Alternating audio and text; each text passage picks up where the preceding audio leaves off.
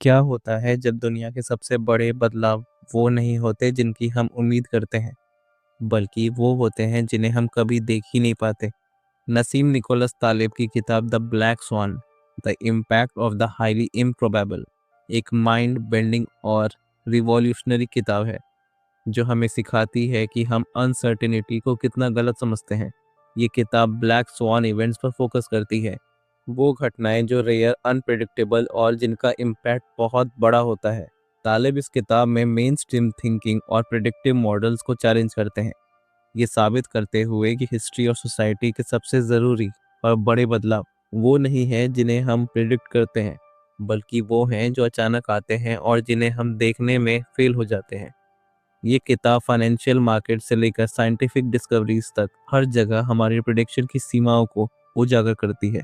Naseem Nicholas तालिब के अनुसार एक ब्लैक स्वान इवेंट एक ऐसी घटना है जो 3 मुख्य विशेषताओं को पूरा करती है, और हम इंसान इन इवेंट्स को देखने और समझने में स्वाभाविक रूप से अंधे होते हैं। सबसे पहली विशेषता है रेयरिटी। ब्लैक स्वान एक आउटलायर होता है, हमारी आम अपेक्षाओं से इतना अलग होता है कि इसके होने का पास्ट में कोई सॉलिड अनुभव या डेटा मौजूद नहीं होता।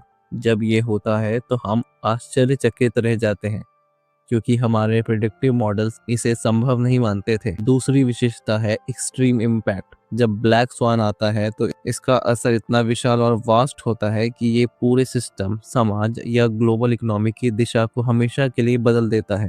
ये सिर्फ कोई छोटा मोटा झटका नहीं होता, बल्कि एक परिवर्तनकारी शक्ति होती है, जैसे इंटरनेट का आविष्कार या 2008 का फाइनेंशियल मेल्टडाउन। तीसरा और सबसे ज़रूरी पहलू है रेट्रोस्पेक्टिव प्रिडिक्टेबिलिटी, जिसे तालिब नैरेटिव फैलेसी कहते हैं। ये एक कॉग्निटिव बायस है जिसमें इवेंट होने के बाद हम इंसान तुरंत कहानियाँ और सिंपल एक्सप्लेनेशन बना लेते हैं, जिससे ये घटना तरंगीन, मतलब लॉजिकल और प्रिडिक्टेबल लगने लगती है। इससे हमारा दिमाग ये भ्रम पैदा करता है कि अगर हम थोड़ा और ध्यान देते तो हम इसे पहचान सकते थे। ये नैरेटिव फैलेसी हमें अगले ब्लैक स्वान के लिए कम तैयार रखती है। तालिब इस सारी समस्या की जड़ हमारी इंसानी दिमाग की सीमाओं में देखते हैं, खासकर रैंडमनेस के प्रति हमारे अंधेपन में। इस अंधेपन को समझाने के लिए वो द टर्की प्रॉब्लम का इस्तेमाल करते हैं। एक टर्की का अनुभव है कि किसान हमेशा आता है और उसे खाना खिलाता है।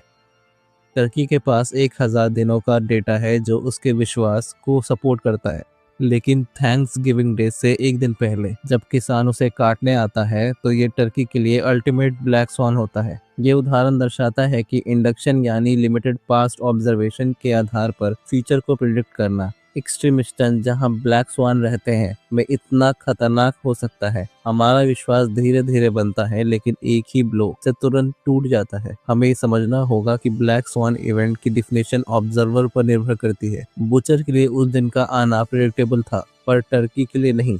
हमारी इस गलती को कंफर्मेशन बायस और बढ़ा देता है। कंफर्मेशन बायस के तहत हम सिर्फ वही इंफॉर्मेशन खोजते हैं, ध्यान देते हैं और याद रखते हैं जो हमारे पहले से बने हुए बिलीफ्स को सपोर्ट करती है। हम काउंटर एविडेंस या ऐसे साइंस को इग्नोर कर देते हैं जो हमारी सोच के खिलाफ जाते हैं। जब हम पास्ट को देखते हैं तो हम उन सफेद हंस की गिनती करते हैं जो हमारे ऑल स्वान सर्वाइव के विश्वास को मजबूत करते हैं, और काले हंस के आने की संभावना को पूरी तरह से नजरअंदाज कर देते हैं। इस तरह हम खुद को एक कंफर्टेबल और सरल दुनिया के भ्रम में बंद कर लेते हैं, जहां बड़े अनिश्चित इवेंट्स के लिए कोई जगह नहीं होती। तालिब इस सरलता की चाह को प्लेटोनिसिटी कहते हैं, जहां हम कॉम्प्लेक्स रियलिटी को अपने क्लीन मॉडल्स और कैटेगरीज में जबरदस्ती फिट करने की कोशिश करते हैं, और इस प्रोसेस में हम असली रिस्क को हमेशा के लिए भूल जाते हैं। इसका मतलब ये है कि हमें ये स्वीकार करना होगा कि हम अज्ञानी हैं, और हमारे प्रिडिक्टिव मॉडल्स अक्सर उन ब्लैक स्वान्स के आगे बेकार हैं जो सबसे ज़्यादा मैटर करते हैं। तालिब इस बात पर जोर देते हैं कि दुनिया में रैंडमनेस के 2 मूल रूप हैं,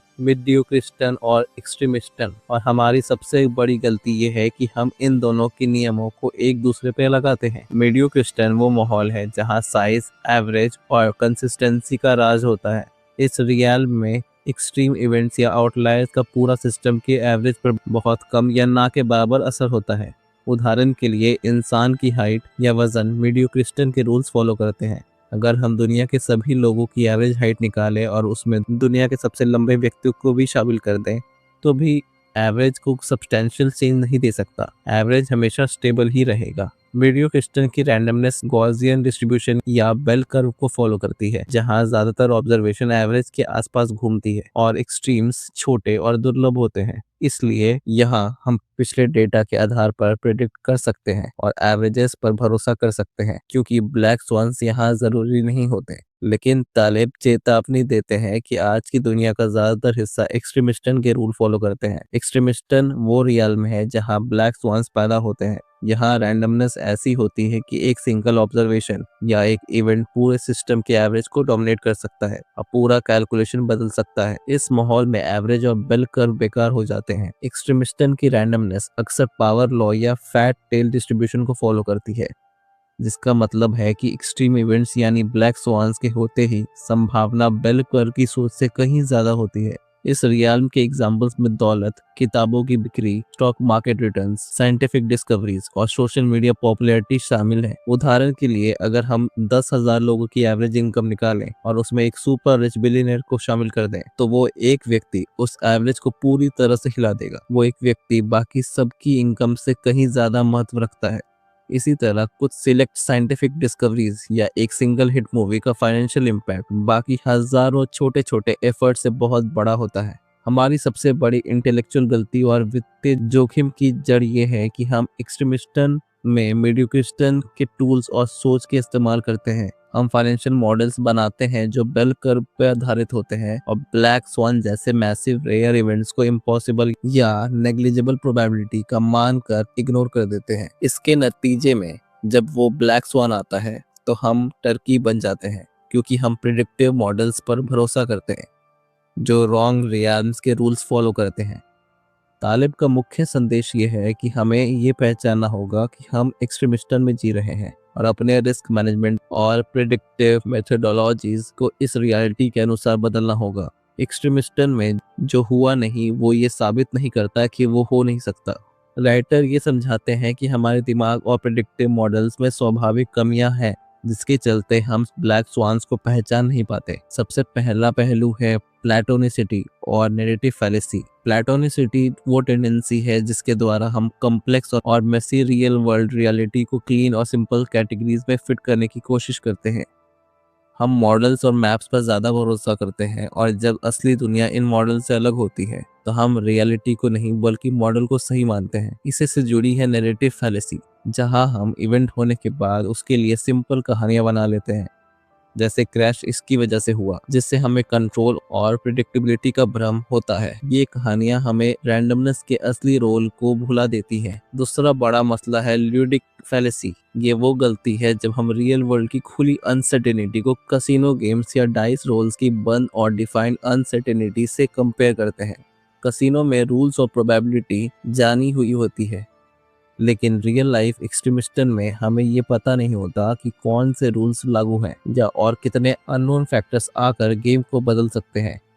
जब हम फाइनेंशियल रिस्क कैलकुलेट करते हुए बेल कर्व का इस्तेमाल करते हैं तो हम ल्यूडिक फैलेसी कर रहे होते हैं, क्योंकि हम ब्लैक स्वान की प्रोबेबिलिटी को डेंजरसली लो मान लेते हैं, जबकि रियल सिस्टम में ये कहीं ज्यादा होती है। तीसरा और बुनियादी मसला है द प्रॉब्लम ऑफ इंडक्शन। हम इंडक्शन का इस्तेमाल करते हैं, यानी लिमिटेड वास्ट ऑब्जर्वेशन के आधार पर फ्यूचर के लिए जनरल रूल्स बनाना। ये समस्या इसलिए आती है क्योंकि ब्लैक स्वान्स वही इवेंट्स हैं जिनके होने का कोई डेटा पहले मौजूद नहीं होता। हमारा ये विश्वास कि अगर कोई इवेंट आज तक नहीं हुई है तो वो आगे भी नहीं होगा। इस तरह पास्ट का डेटा जो प्रेडिक्शन का आधार है वो एक्सट्रीमिस्टन में ब्लैक स्वान्स को देखने में पूरी तरह से फेल हो जाता है। इसीलिए हम भविष्य को प्रिडिक्ट नहीं कर सकते, हम सिर्फ अपने मॉडल्स की लिमिटेशन को समझ सकते हैं। इस पार्ट को रोबस्टनेस और रेजिलियंस का मैनुअल कहा जा सकता है। ये सिखाता है कि जब हम ब्लैक स्वान्स को प्रिडिक्ट नहीं कर सकते तो हमें उनके साथ जीने की स्ट्रेटजी बनानी चाहिए। तालिब का मुख्य फोकस कंसिक्वेंसेस पर है, प्रोबेबिलिटी पर नहीं। हमें ऐसी फ्रेजाइल सिचुएशन से बचना चाहिए जहां नुकसान बहुत बड़ा हो और फायदा छोटा। ये वही स्थिति है जिसमें टर्की था। इसके बजाय हमें एक रोबस्ट सिस्टम बनाना चाहिए जो नेगेटिव ब्लैक स्वान्स के झटके को सह सके। इसके लिए तालिब बारबेल स्ट्रेटजी सजेस्ट करते हैं। इसमें अपने रिसोर्सेज और रिस्क को दो एक्सट्रीम्स में बांटा जाता है। अपने एसेट्स का 90 से 95% अत्यंत सुरक्षित इन्वेस्टमेंट्स में रखें जहां नुकसान का खतरा ना हो, और बाकी 5 से 10% को अत्यंत रिस्की हाई रिवॉर्ड चीजों में लगा दें जहां पॉजिटिव ब्लैक स्वॉन का मौका हो, जैसे कि इनोवेटिव स्टार्टअप्स या स्पेकुलेटिव वेंचर्स। इस स्ट्रेटजी का उद्देश्य है नेगेटिव ब्लैक स्वॉन से सुरक्षित रहना और पॉजिटिव ब्लैक स्वॉन से बहुत बड़ा फायदा उठाने के लिए एक्सपोज होना। तालिब सेरेंडिपिटी के लिए तैयार रहने पर जोर देते हैं। हमें ऐसी अपॉर्चुनिटीज और माहौल में रहना चाहिए जो हमें रैंडमनेस और न्यू एक्सपीरियंसेस के सामने रखें, जैसे नई जगहों पर जाना, न्यू लोगों से मिलना, क्योंकि पॉजिटिव ब्लैक स्वॉन्स अचानक आते हैं और उनका फायदा उठाने के लिए खुला होना जरूरी है। अंत में तालिब ये सलाह देते हैं कि हम फोरकास्टर और प्रिडिक्टिव मॉडल्स पर भरोसा करना छोड़ दें और उसके बजाय ऐसे एक्शंस और सिस्टम्स पर ध्यान दें जो प्रिडिक्शन पर निर्भर नहीं है, बल्कि हर तरह की अनिश्चित के लिए तैयार हैं। धन्यवाद।